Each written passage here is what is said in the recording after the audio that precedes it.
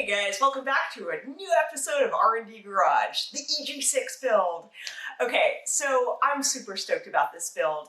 This build is different from anything I've ever shown you guys. It's not routine maintenance, it's not like lightly modded. This is gonna be my first seriously built for track car build. How many times can I say the word build? My plans for this car include time attack, attacking every course out there that I can, so far just in California until I find a trailer. Basically, it's going to be as in-depth as you guys want it to be. And that's basically my question for you guys. This, like I said, this is going to be totally different. Do you want like yes, he's like oinking as he walks by. Do you guys want to see like the whole nuts and bolts of the thing? Do you want to see just cutesy little like, oh, here, now it's all done, you know? Like, what do you guys want to see? That's what I want to know. So that's my question to you. Now I'm going to explain a little bit more about the build.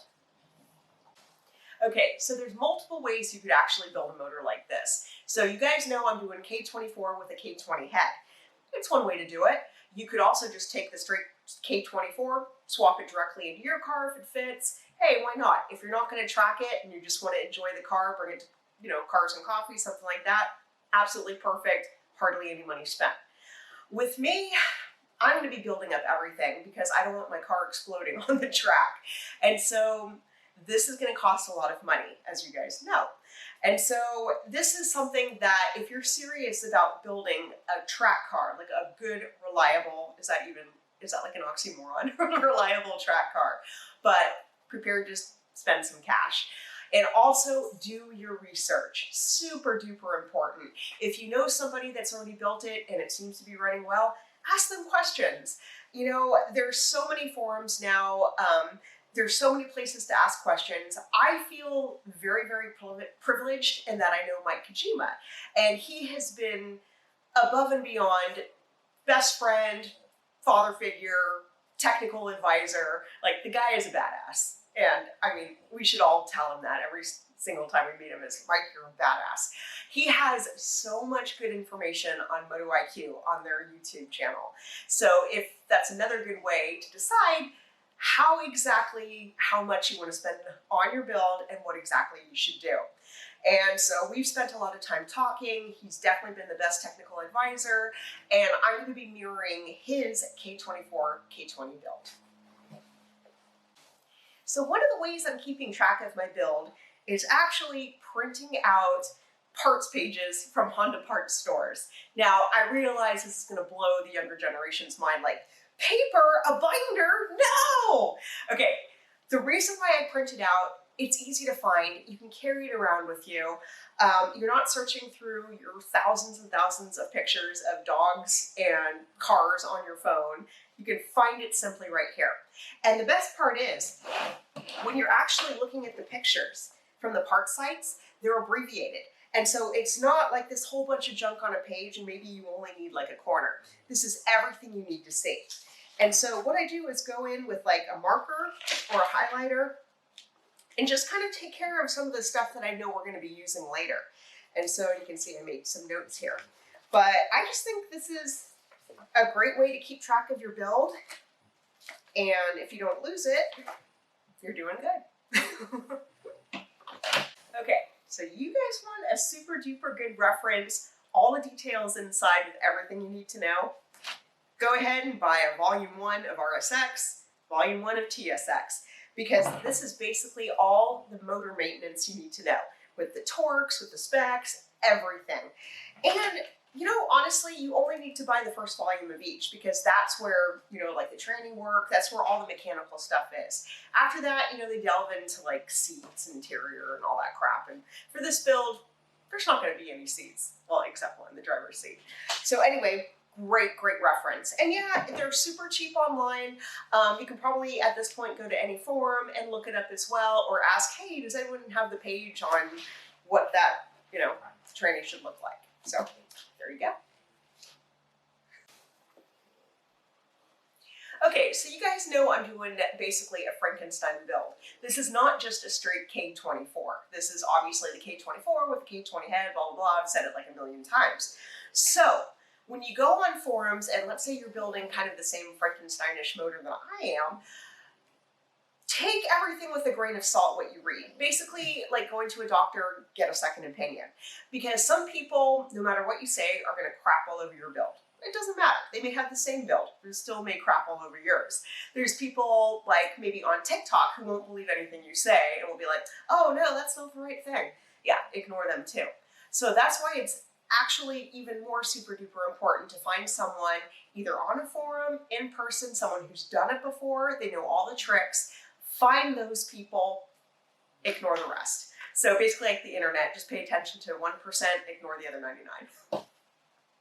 Now, the unfortunate fact about building a golden era Honda car, a lot of these parts just aren't made anymore. And so you're going to be buying from Facebook Marketplace, possibly Craigslist, eBay, resellers, and you just have to be, or pick and pull, like, you know, us, we live at the pick and pull.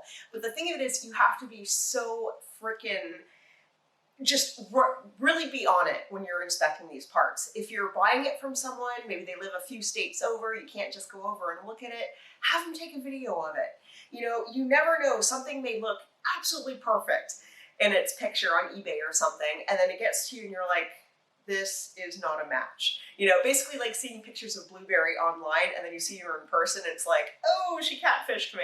So that is not what you want. And even pick and pull. You know, we plucked this out of, you know, some car like, I want to say a few months ago, and by sight, we're like, ooh, you know, this looks really, really good. It still has like the gold polish on top of it. You know, these all look great. But then you get to about the middle, after we polish it up a little bit, and there's a deep groove from where whoever put this together in the first place. And so that's exactly what we do not want in the car. Because let's say, you know, you decided to race your car about 6.5 hours away from home, and you're on the track having fun, and boom! Yeah, good times, not so good anymore. So basically that's just what I want to say, is make sure all the parts you get for the car are basically perfect. You know, or as perfect as they can be without having compromised issues with them. Okay, so after watching this video and maybe several other build videos, and you're like, you know what, this is just way too much work. I'm just gonna buy a ready-made motor, throw it in the car, go and have fun. And hey, you know, if we were all independently wealthy, that would be freaking amazing. I'd probably do the same thing. Actually, no, I like building stuff, so I would still do this. But yes, it can seem hella easier to actually just go out and buy a pre-made motor. Okay, couple things with that. If that's what your decision is, I'm not gonna crap all over it. I'm gonna applaud you and go have fun. But you wanna make sure that the motor is what they say it is. You know, you may find some guy online, maybe you guys have followed each other for a while on Instagram, and he's selling his motor now. You don't know where that motor's been. You don't know how hard that motor's been run. You don't know if the parts are exactly what that motor needs. Maybe it's not quite in spec. I don't mean to scare you guys, but honestly, if it were me, I would only buy from a authorized resale dealer or a company that you know they're stand up and will support you if something happens with the motor as well. So always make sure that everything is perfect on that motor, especially if you're going to run it hard. So basically, my end game for you guys is to have basically everything to do with my motor online.